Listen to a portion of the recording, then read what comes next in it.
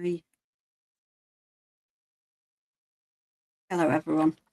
Um, Today I want to talk about Jack and Lily Sullivan. So, if you've not heard about this case before, um, it is two siblings, Jack, who is 4, and Lily, who is 6, and they went missing from their home in rural Nova Scotia on the 2nd of May of this year.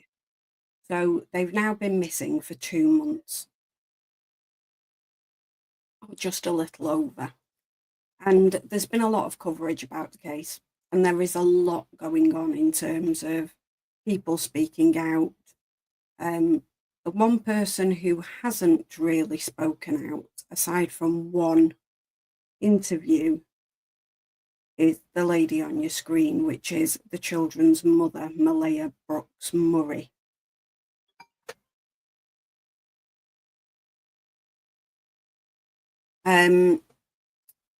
So today, I think probably the best way to deal with this is let's look at each individual person, break down what we've got from them, and then we'll look at everything in the round at the end of that. Today, I want to look at Malehya because she's the most important person in a missing child case. She is mum. So let's have a look and see what she says.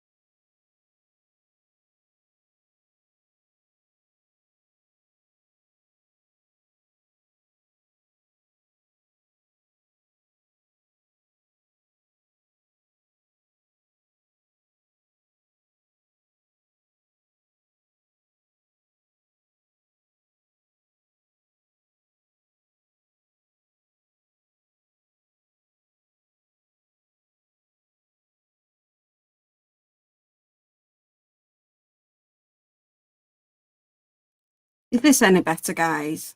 Can you hear me now?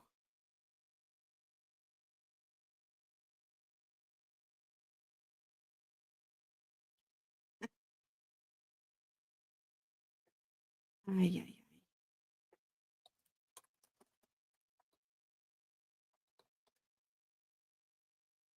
That's good. Right. Okay. So apparently I don't know how to work my own microphone settings, so I apologise for that. Should we start again?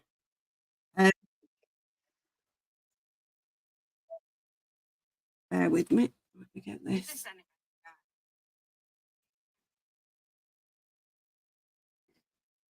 Right. So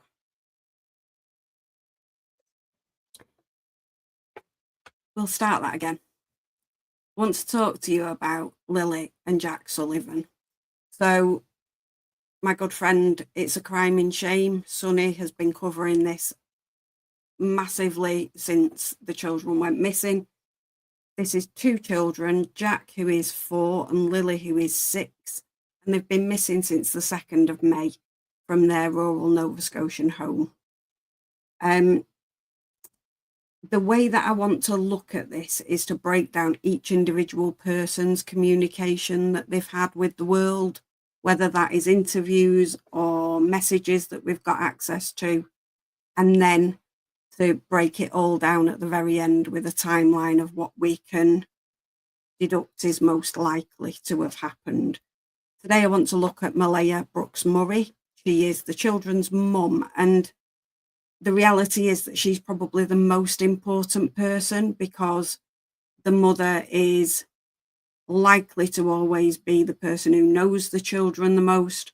She was one of 2 individuals who were at the property the day that the children went missing. So it's Malehya and Daniel Martel, who is the children's stepfather and also father to Malehya's youngest child, Meadow. So let's have a listen to her. I'm going to listen to it all the way through and then I'm going to break it down. And I will put my notes up on the screen so that you can see them, so it's easy to follow. Please let me know if you can actually hear Malehya when I start this going.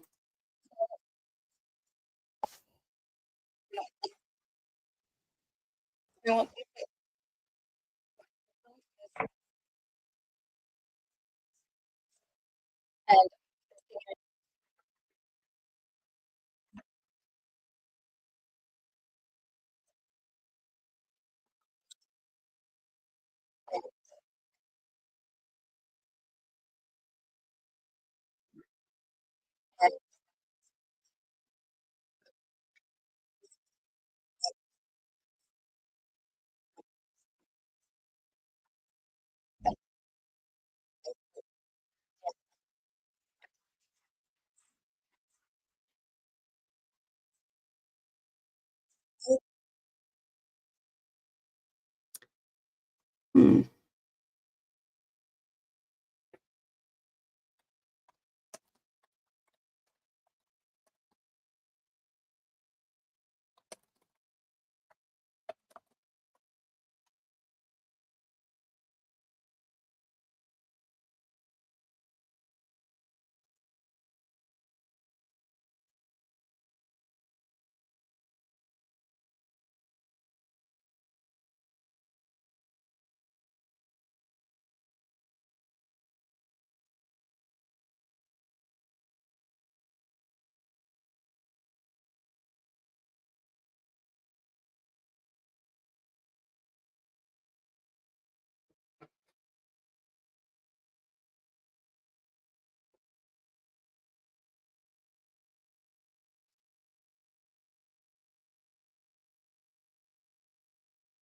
Bear with me, everyone, because I'm going to play it a slightly different way.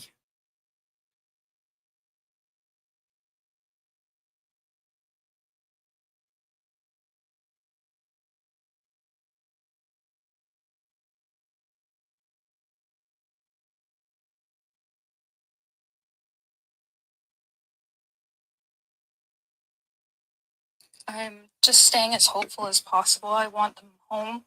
I want to hold them. And I want them home. What happened was we woke up, I heard them playing in the next room beside us, and I was drifting in and out of sleep. And they're not the type of kids that we tell them not to go outside on their own. We always make sure that we're out there with them, watching them. And they happen to just get out that sliding door, and we can't hear it when it opens. And they were outside playing, but we weren't aware of it at the time. And the next thing we knew, it was quiet.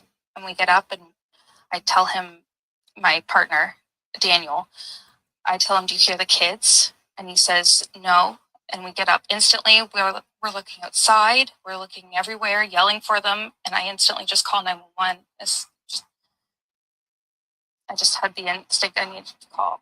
They're both really go-lucky children. They're so sweet. They talk to anyone. They'll talk your ear off. They will speak to anyone in a store. Everyone. They're just extremely sweet kids.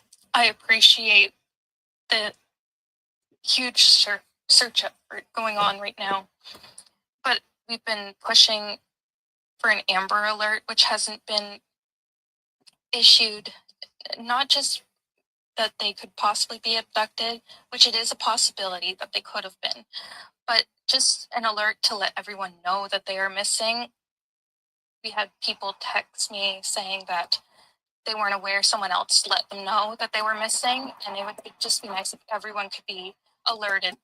We thought maybe that we found tracks, but it's still uncertain. It's been raining and they're probably soaking wet, but with the sun today, I'm hopeful that they are feeling warm. We're all filled with pain and sorrow because we just want them found. We want them home. Everyone loves them. They are definitely verbal, and they do have possible autism, but it's not extreme autism. It's just they have issues with school, and they don't catch up with the other kids. I just want to remain hopeful. But there's always, in a mother's mind, you're always thinking the worst. Last night was one of the worst nights because I didn't have them in their beds. And I don't want to go through that another night without them. Last few days are very stressful. Okay, so that's Malehya's one and only attempt at public speaking about this case. That in itself strikes me as extremely strange, because most innocent parents are going to be screaming from the rooftops in any way they can, saying, "Please help find my children." So that's the first thing that concerns me. But let's have a look. So this particular interview we'll go through first. And the first, by all means, screenshot this if you want to look at it later. But the first bit that struck a chord with me was, and what happened was, because that seems to be someone setting up a story, it's an introduction. If you're recalling actual facts, things that did happen, you're unlikely to want to put that introduction in. We then have that she was drifting in and out of sleep, which gives us what's called a temporal jump, or a temporal gap. So it's a time jump, a particular piece of time during which you would want to navigate into that bit of time when you're questioning them or when you're cross-examining them in a hearing. You would want to be kind of probing and seeing, what is it? What's she jumping over that she doesn't want to tell you about? And then she talks, lots of has been made about this. So, and they are not the kind of kids we tell them not to go outside on their own. Now, I think she was about to say something. That pause was, she was going to say they're not the kind of kids that usually do something. Probably go out on their own. She changed her mind. Now, why? Is that because they do often go out on their own? And there is some indication later on in her messages with Belinda that that is the case, because she describes them wandering a lot. And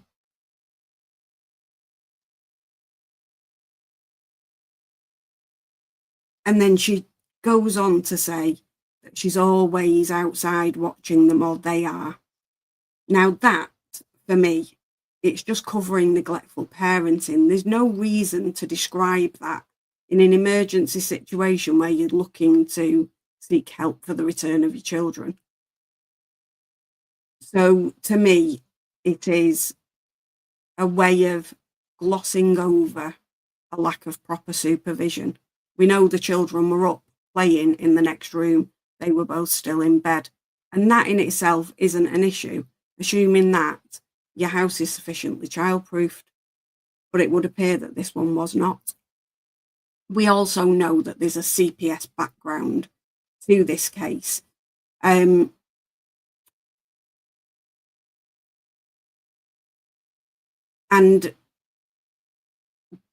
the other thing for me is we tell them not to go outside on their own would suggest that they do like to go out on their own, because if you've got to tell them not to, that's usually a response to the actions of the child.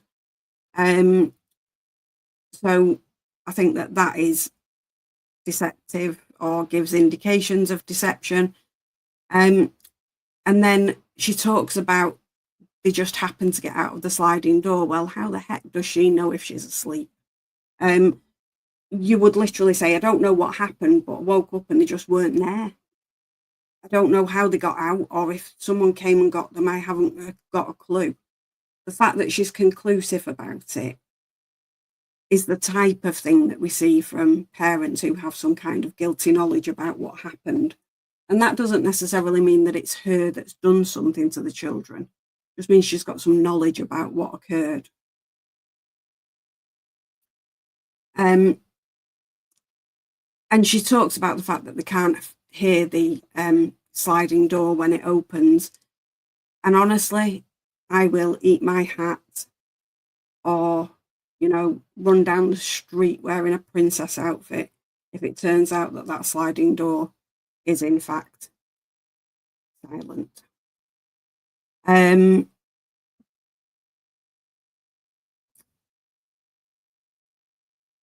would remove the current comment, but I don't know how you do that. Let me move me instead. I literally have got no idea how you do that with the comments.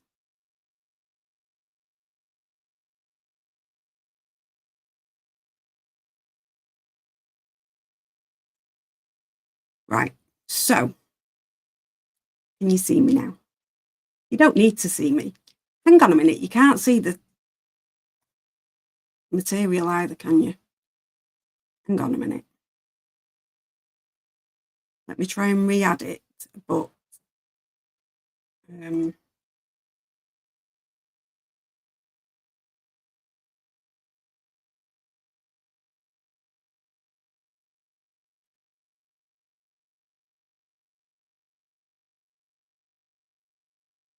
I'm sorry guys, I'm not doing very well at this today.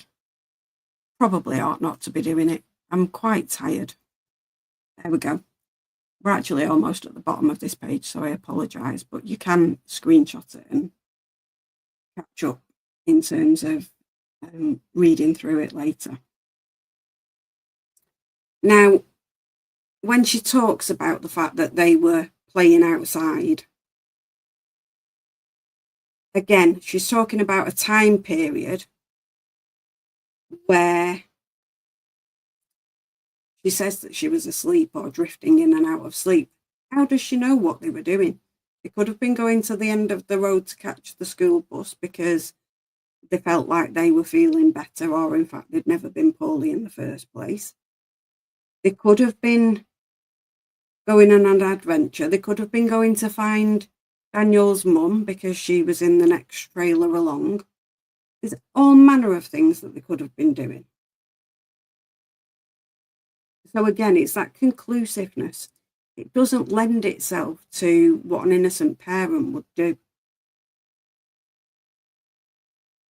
Now, there's another temporal jump here, another time jump, because she says the next thing we knew, it was quiet. She doesn't describe the time frame anywhere in this interview, which again concerns me a little bit. And then she talks about, and we get up. So can any of you spot what's happening there? So it was quiet. The next thing we know, it was quiet. And then we get up. So she's jumped into present tense. Usually when someone jumps into a different tense, it's a place to start focusing on when you're speaking to them, but also it can suggest that they are recalling a script or a story, not something that actually happened. It's really hard when you're watching her interview and some of Daniel's to look at the facial expressions and really draw any conclusions, because they're obviously in sunlight. You can see that they're both kind of scrunching their eyes from the sun. So it's really hard to look at things like blink rate, whether or not they've got the thorough arch here, all of those things. So for me, the way that I usually do things is I focus most on the words. I'll then look at someone's overall demeanour and behaviour and look for deviations from what's normal for them. But usually I'm looking at them in a court situation and you can see what they're doing very clearly. You're in artificial light. There's no kind of lights glaring at them or anything like that. So it's much easier. But the change in intent, it bothers me. And then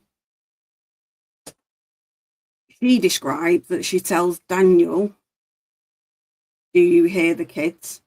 I'm going to assume that I tell him, do you hear the kids, is a kind of a colloquial phraseology rather than it being an unusual choice of language.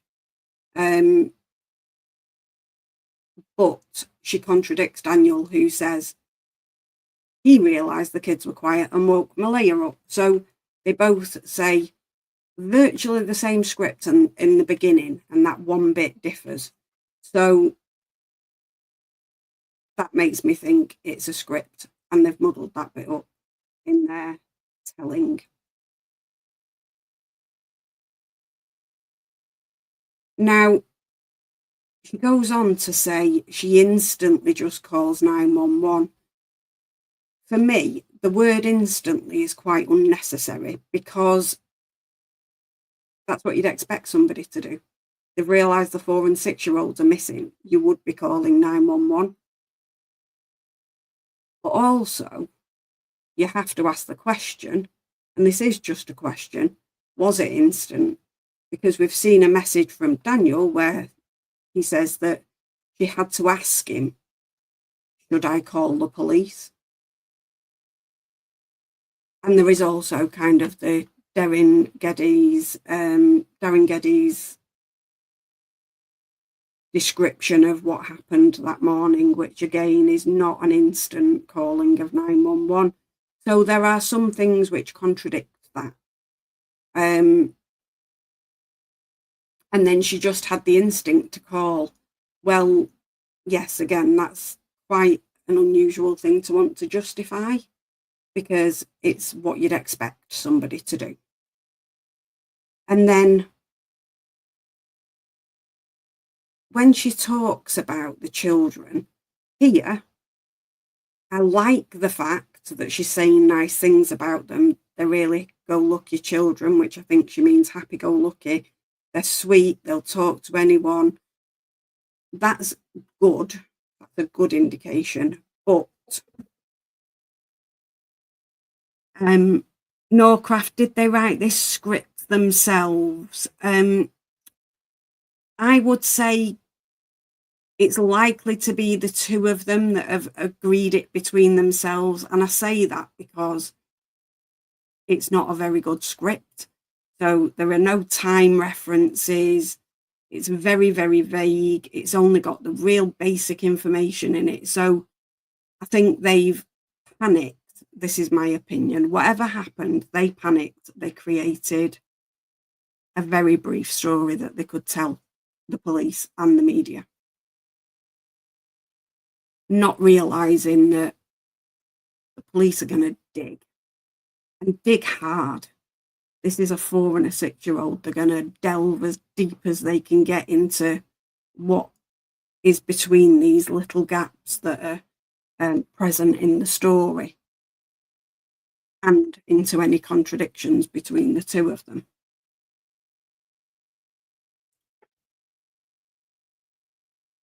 When she goes on to talk about, they'll talk your ear off, they'll talk to anyone, they'll speak to anyone in the store, everyone.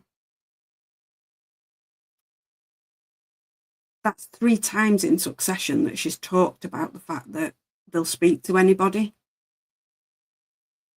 There are 2 issues that I've got with that. One is, it seems like she's trying to set the narrative in terms of there's a possible abduction. We know that later in this interview, she goes on to talk about wanting an Amber Alert. The other is, if the children are wandering around outside and you've just told the entire nation that these children are really friendly and they'll speak to anybody, that sets them up to be abducted if they hadn't been in the first place. You know, any predators in the area, you're giving them free rein to go and find your kids and coax them into their car. So, not a good move. But also, we know that when Darren came out and described what he believes happened, that he says that Malehya put the children in the car and sent them off. If that was true, it would make no sense whatsoever to point the police in that direction, or the public, or to ask for an Amber Alert. It just doesn't make sense. You're pointing them in the direction of what has actually happened. If you're trying to hide something, you point them in the opposite direction, which I think in a lot of the things that have been said in this case, they are actually doing. Again, she talks about them being really sweet kids. That's good. She appreciates the huge search effort and she's pushing for an Amber Alert. So I've just described why that doesn't make sense in terms of Darren's description of what likely happened. But also, most parents are like, I appreciate there's a huge search effort going on, but for crying out loud, find my children, you're not doing enough. Get more searchers, get more dogs, do something. There isn't any of that. There's no urgency in the way that she's speaking. And I'll come on to why I think that might be in a minute.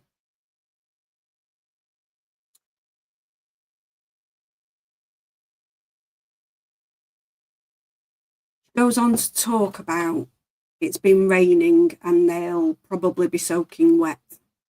Now, at first glance, that sounds quite good. It's indicative of what an innocent parent might say, because you expect an innocent parent to be thinking about what suffering they might be going through at that moment in time. But then she goes on to say, with the sun today, I'm hopeful that they're feeling warm. And that to me is utterly bizarre.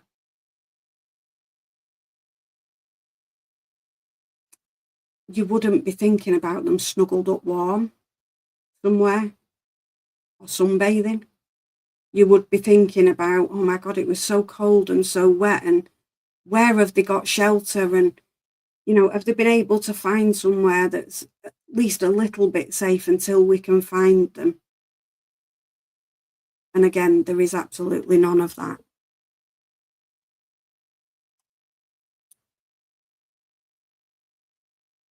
And then this is the one piece of the interview that if I had to narrow down into one huge red flag, this would be it. We are all filled with pain and sorrow, because those words are not indicative of panic because you've lost your children. And I think most parents can understand that feeling a little bit, because most parents have gone through that phase where you look away, you look back and they're not there, and this complete panic just courses through your body. The adrenaline hits you full force because you think, good God, where have they gone? Where are they? What do I need to do? My one experience of that was my daughter thought it was hilarious to hide in the middle of one of the circular clothes rails in a clothes shop. And it worked for a good probably about 30, 40 seconds before she started giggling, and then I knew where she was because I could just follow the sound. But that feeling will never leave me. I can still recall it like it was happening right now. None of that's demonstrated by Malehya at any point during this interview. In fact, she's got quite a flat affect. You can see some emotions there. And for me, they do fall more into the sorrow, pain, grief category. So pain and sorrow, they're more like the words that you would associate with grief.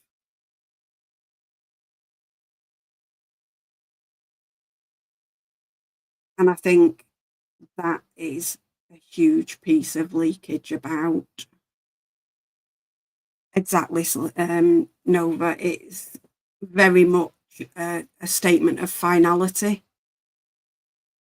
Sonny, you've had the same thing where they're hiding in the clothes. It scared the living daylights out of me. Jamie was still in a trolley at that point, so she can only have been maximum kind of 3 because they're so close together. Never in my life do I ever want to have that feeling. The only other time I've come close to it is when she rang me and said she desperately needed picking up in the centre of Manchester, but she couldn't describe where she was.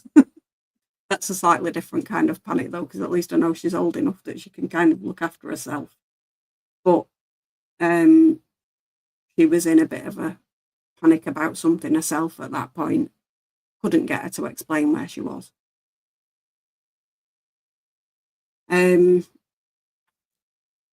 So she next goes on to describe everybody loving the children. Everyone loves them. Doesn't say, I love them. I love them so much. Jack and Lilly, you're my world. Do you love these children, Malehya? Do you love not just these kids, which is what you've referenced them as all the way through that interview, but do you love Jack and do you love Lilly? Because they have names and they deserve to be referenced by their names because they are both beautiful, individual, little shining souls.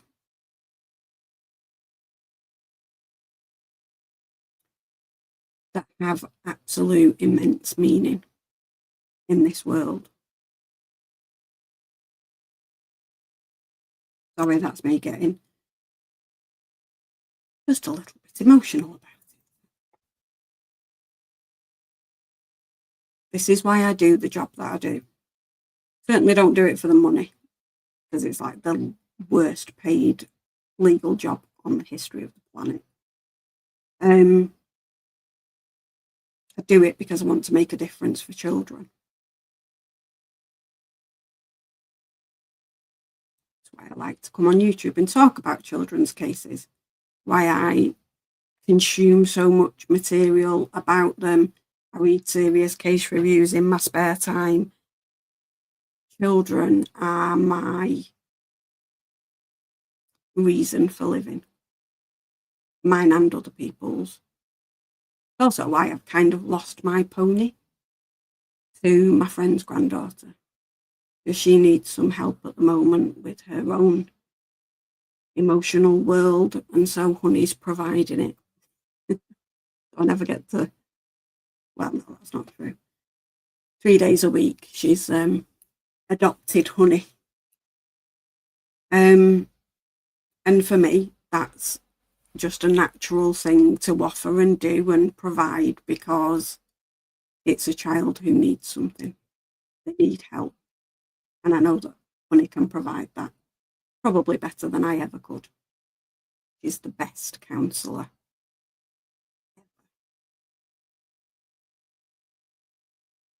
And she's never got a particularly strong opinion about things.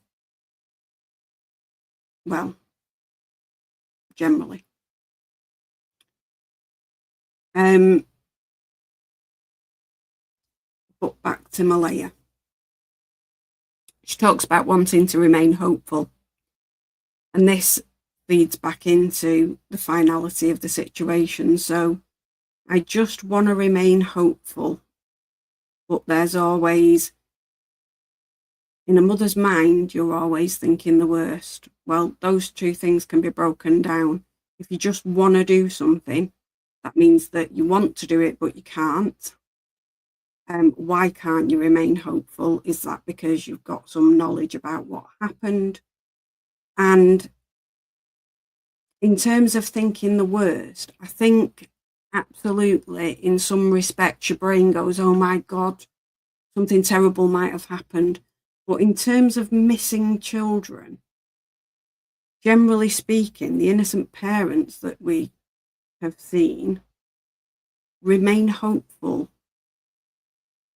forever. As long as those kids are missing, they will remain hopeful that one day they're going to walk back through the door. They'll have found their way home.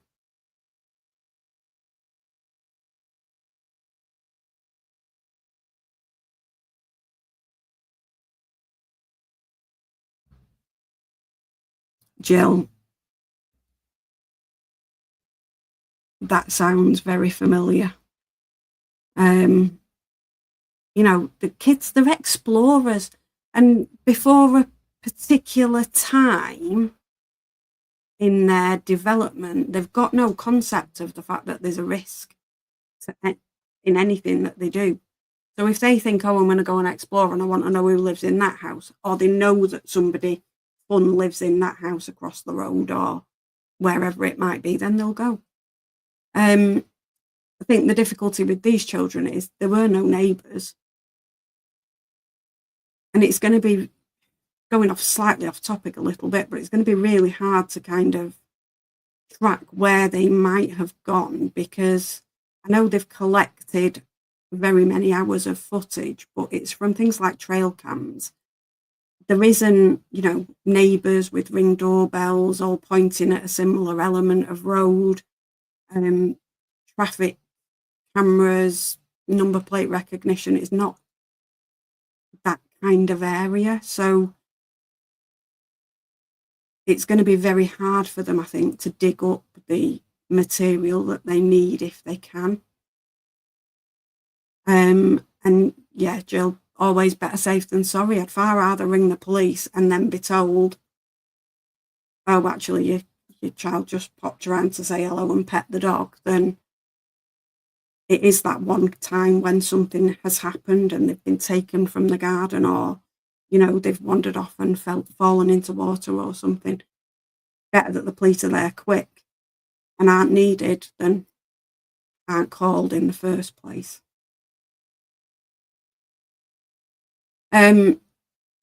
But I think there are clear indications that Malehya has got some knowledge of what has gone on. She makes that very plain in the wording that she uses.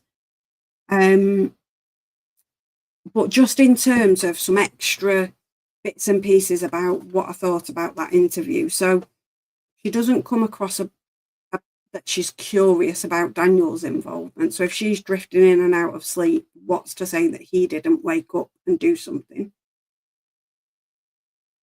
She doesn't seem particularly upset or panicked.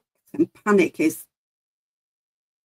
even though it was the day after that this interview occurred, you would still be in sheer panic. That adrenaline there may be peaks and troughs in it, but the adrenaline would still be flowing for, quite a long period where you've got this type of incident. She doesn't say the children's names. She doesn't talk about how they might be suffering and what they might be experiencing, apart from that one comment about being wet. She doesn't speak to them directly. So most innocent parents, even though they're young children, she would direct it to them, because that's all that you're thinking about is, please, babies, please, Jack, please, Lily, please come home. She doesn't ask for help. She doesn't give a call to action. All of those things are what you'd expect from an innocent parent. But the interview strikes me as two things. One, it's a script that her and Daniel have created to lay a narrative in place to cover up whatever happened. And two, it's about perception management around their parenting, not about Jack and Lily. The other thing as well is when she talks about the fact that they're verbal and, they speak a lot and they speak to everybody. It's the only section of the interview where she ums and ahs during it. So she says, it's just that they have issues with school and they don't catch up with the other kids. Now, that gives me the impression that the script did not go that far. That was a response to a question, I think, because other people had described them as non-verbal. It makes no difference whether they're verbal, non-verbal, other than it gives people an indication of how to approach those children. So it's best to be as honest as you can be. And they may very well speak, but I think one of the teachers described it as they're low verbal, so mum can understand them fine, but other people might struggle to understand them, and that would be an important piece of information to give the public.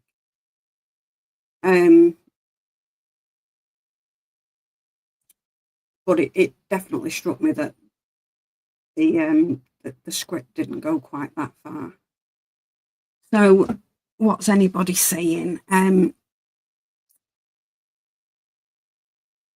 Jules, yeah, she didn't make a plea for anyone to let the kids go. Absolutely, and she didn't seem panicked. So there was no plea to anybody. There was no plea to kidnappers. There was no plea to the public to help. And there was no call to action. So normally you'd say, ring the RCMP. And the media channel would then put the number across the screen at the same time. But she didn't do that. And I agree with you, Jill. Unfortunately, I think it is a very strong possibility that is true. In terms of leaving the property, well, potentially, but whether they were alive at that point, that's, I suppose, the question. And it may be that there is some truth in what Darren has said. The bit that's missing is those children weren't actually alive at the point they were put in the car and driven away. Although if I am absolutely honest, the thing that struck me the most in terms of how those children may have been moved was that four-wheeler that Daniel's brother was sat on, because it was sparkling. And when you compare that to the rest of the property, it really stood out. So for me, I suspect that might have been involved. They're acting like two people, their children overdosed on drugs. You know, that's a good possibility. There's been speculation about the use of drugs and mathematics in the property, and certainly would explain both children being impacted, because if they've seen it and thought, you know, they're playing together and they see it and they try it together, then that could have had disastrous consequences.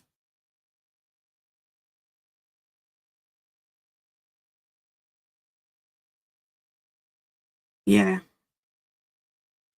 A picture definitely does speak 1,000 words, and I think all the pictures of that property speak 1,000 words, and the ATV just stood out like a sore thumb. So there's two different CPS agencies, Norcraft is saying. There is Nova Scotia NS Child Welfare Services and the Mi'kmaq Family and Children's Services. I would expect that the children's services that have been involved previously would not be the Indigenous community ones, because the children were only registered as part of that community after they went missing. So I'm making assumptions, and it is purely my assumption, but I would think that it's likely to be the Nova Scotia Child Welfare Services that were involved previously. They may very well have then worked together with the other when they needed to remove Meadow, because Malehya had gone to her dad's and left the supervision of her mum. Now, there are other bits that we need to look at in terms of messages. I think I'm going to do that on another live stream, only because it's now 4:15, because I had to restart again because of the sound issues, and I need to go and get the horses in from the field. They close the fields ridiculously early in the summer at the weekend, so they've got to be in by 5:30, which is silly.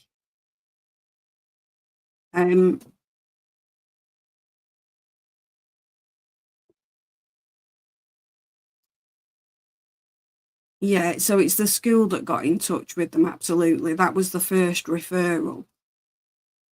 And that was long before there was any kind of involvement with them being on the res or being registered as part of the Indigenous community. So I think for me, it makes sense that it would be the child welfare people, and I suspect that maybe they've both ended up involved. I don't know how well they work together, obviously not being from the area, but I'm going to leave it there, guys.